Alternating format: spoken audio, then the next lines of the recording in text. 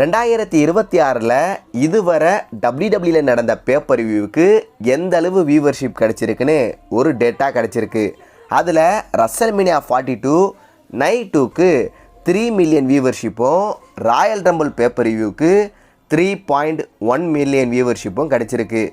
உண்மையை சொல்லப்போனால் சில வருஷமாகவே ரசல்மேனியா மொக்கையாக தான் நடக்குது. அதுக்கு முக்கிய காரணம் Roman Reigns and triple H.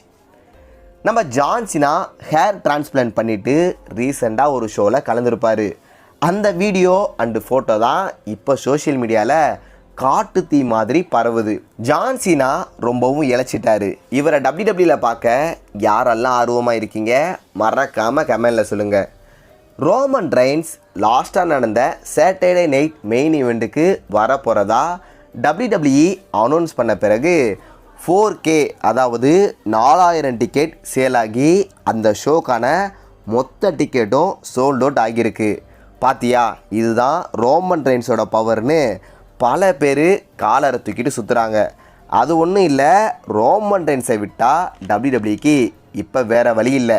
இதனால தான் இவரை WWE இப்போ வரையுமே மாசாக காட்டுறாங்க. ஒருவேளை இந்த டைமில் John Cena, Undertaker, Prague Lesnar, Batista மாதிரி ரெஸ்லர்லாம் இப்போ WWEல ஆக்டிவாக இருந்திருந்தா ரோமன் ஒருத்தர் WWEல மிட் கார்ட் ரெஸ்லரை விட மோசமான பிளேஸில் இருந்திருப்பார். இது உண்மையாக மறக்காமல் கமெண்டில் சொல்லுங்கள்.